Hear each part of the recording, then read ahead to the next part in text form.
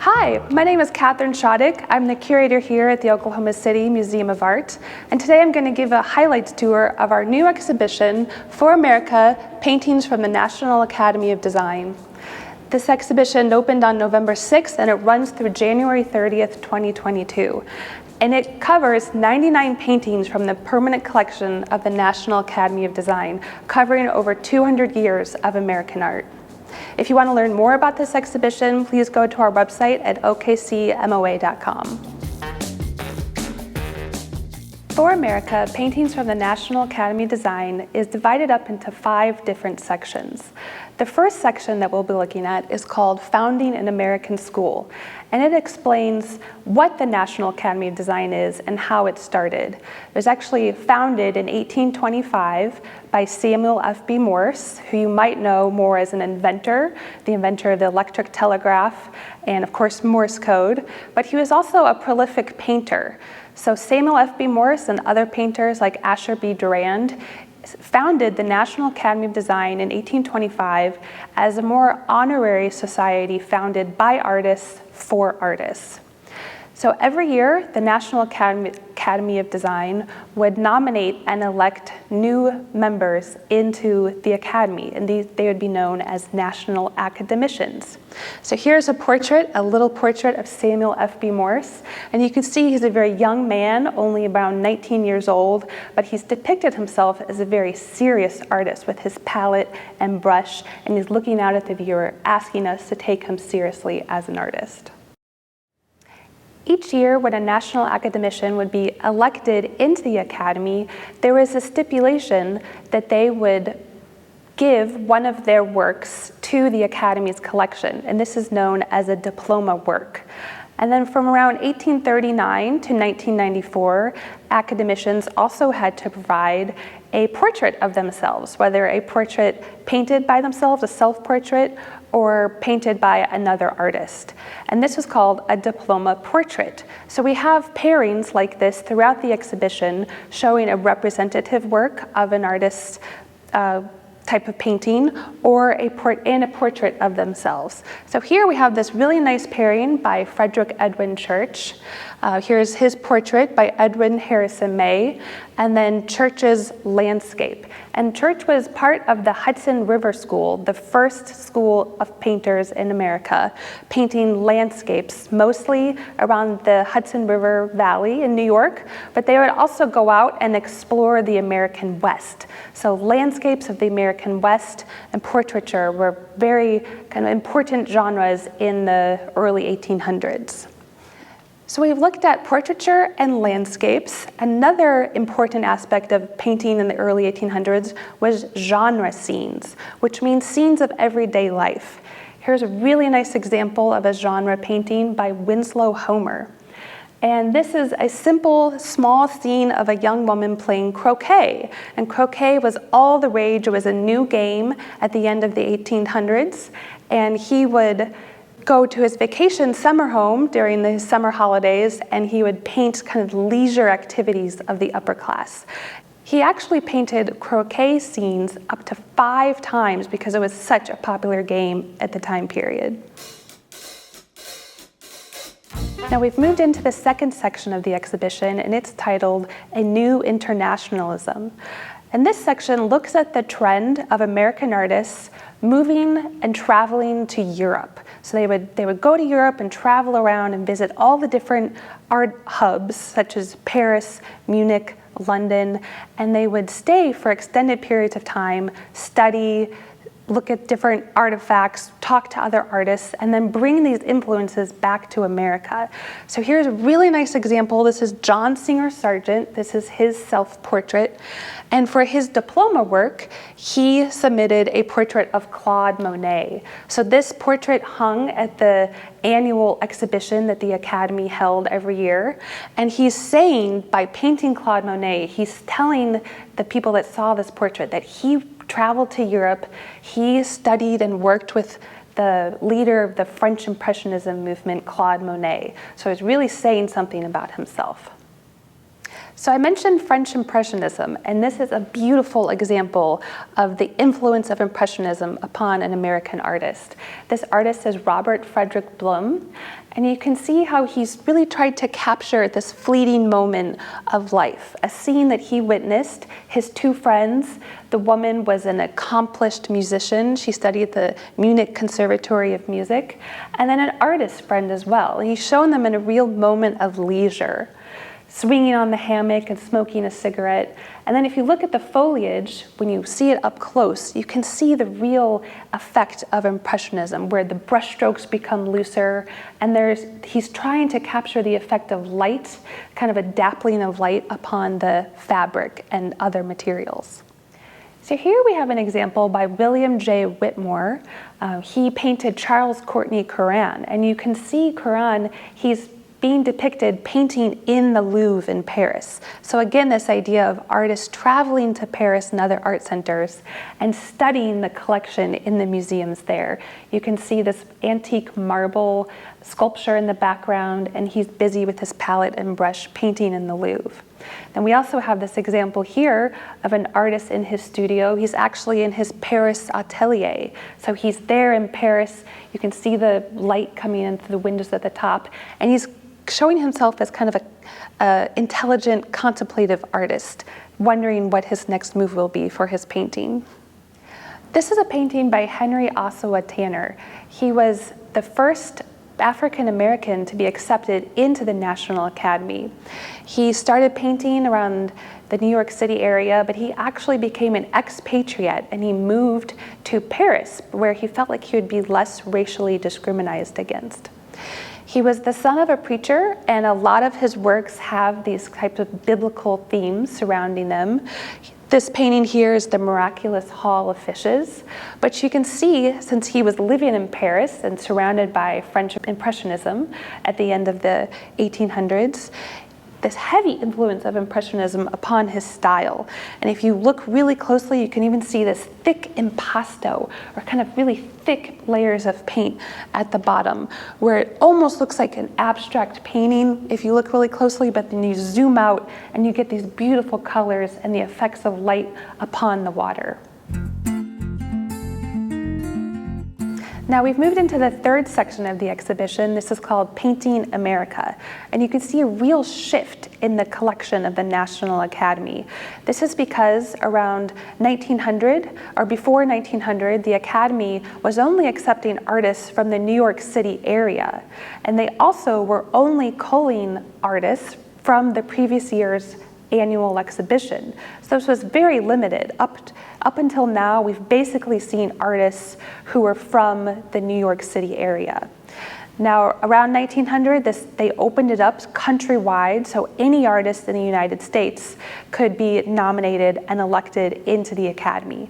And we begin to see a more visual representation of the topography and geography of the whole United States. Now, for example, this is a painting by Daniel Garber, and he was part of the New Hope School of Art in Pennsylvania. So all these different artist colonies were popping up. He still considered himself an impressionist, but an American impressionist, and he was painting American scenes, such as in Pennsylvania. We also begin to see scenes of the American Southwest. Here's an example by Ernest Blumenshine. He's actually from Pennsylvania, but he relocated and moved to Taos, New Mexico, where he started the Taos Artist Society. He fell so in love with the colors and the landscape of New Mexico that he pretty much devoted himself to depicting these scenes. We have an example here of a later artist in 2005 showing how artists still today are still influenced by the landscape of New Mexico and the jewel-like colors that you'll witness. Now, since this exhibition covers almost 200 years of American painting, it hits upon some social issues throughout the exhibition as well. For example, there's a section on the Civil War. There's also a section here about more urban issues, such as in 1929, the Great Depression. And this painting is called Unemployment by Paul Sample. And you can see how it's just a horde of people hanging out in this urban city scene with basically nothing to do. They're out of job, they're out of work, and they're hanging around trying to sell some wares, maybe lining up for a potential job. But for the most part, they're just out of luck and experiencing hard times.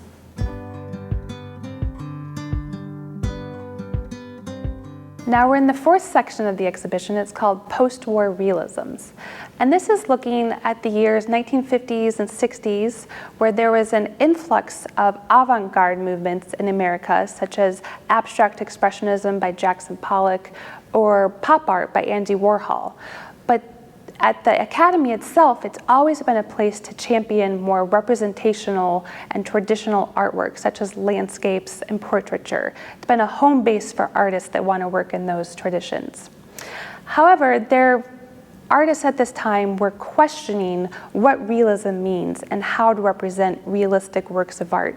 And we get works of art such as painterly realism, which we have examples here, where artists, they're taking influences of Impressionism, but they're not trying to hide the artist's hand. They're not trying to hide the materiality of the painting. It's very much clearly paint on canvas. That's painterly realism. And then we also have examples of a type of realism called magic realism. Here's a painting by Ivan Albright. And magic realism is more identifiable subject matter, such as a portrait or some type of scene, but something just seems a little off, almost like it's a dream, or in this case, maybe a nightmare. But so that's magic realism, where it's identifiable, but something just seems off and weird about it. Now here's another example of magic realism. This is a painting by George Tooker.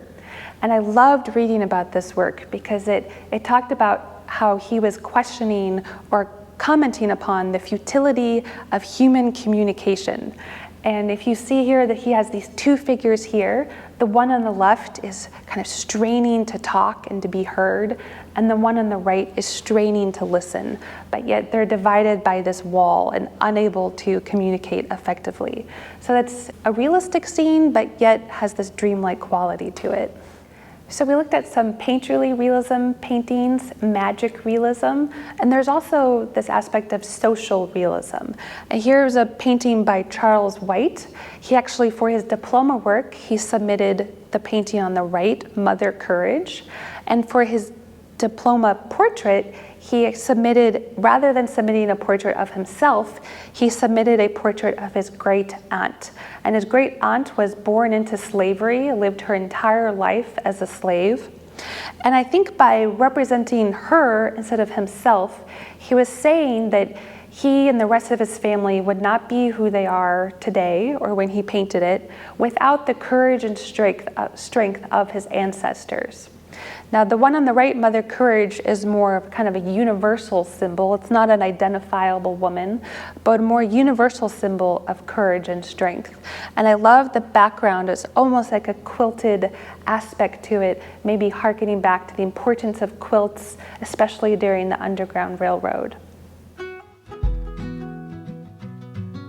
Now we're in the last section of the exhibition. This is titled For America. And this is the more contemporary artwork. It's from about 1980s to the present day.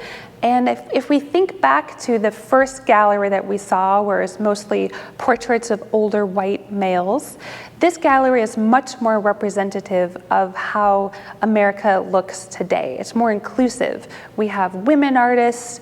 This is a painting by Jaune Quick-to-See-Smith, who was the first Native American to become a National Academician in 2011. This is a work by her called Snake Dance. And you can see it has the kind of symbols of maybe a snake dance at the top, but it's more of a personal memory for her. She once said that she paints her diary. So we might not understand all of what she's painting here, but maybe we can bring our own memories to it and take something away from it. She includes kind of this kind of collage aspect to it. And you can see she has a bunny here. This is a bunny by Albrecht Dürer in the 1500s. And then below it are the legs of Bugs Bunny. So symbols that mean something to her, not necessarily a clear story that we can understand, but she also has a map collaged at the top. So different symbols throughout. Now this painting is a self-portrait by Rosemary Beck. She painted it in 1975. And she was looking back at the history of art history, and she actually was looking at the self-portrait by Gustave Courbet, a French artist, and she took the same format as his self-portrait. Was shown a male artist painting on a canvas with a white dog and then a nude female figure that he was painting, and she's flipped the script, so it's now the female artist, and she's chosen to look out at the visitor. Instead of the white dog, she's put 2 black cats, and then there's the male nude in the back, which she's painting. So she's taken this art historical kind of traditional depiction of the artist and flipped the script to make it a female artist. Now this is the last painting I'm going to talk about, but there are so many. There's 99 paintings, and I probably only talked about 10 of them. So just a quick overview, but this one to end the tour is the self-portrait by Peter Saul. And I'd like to invite you to remember the first painting that we saw by Samuel Fb Morse, the small miniature, where he was asking us to take him as a very serious artist. Remember, with his palette and his brush, and he's looking out at us with a very serious face. And contrast that to Peter Saul's portrait in 2013, where he is quite the opposite. He is taking the self-portrait with a bit of humor and maybe not taking himself quite so seriously as an artist.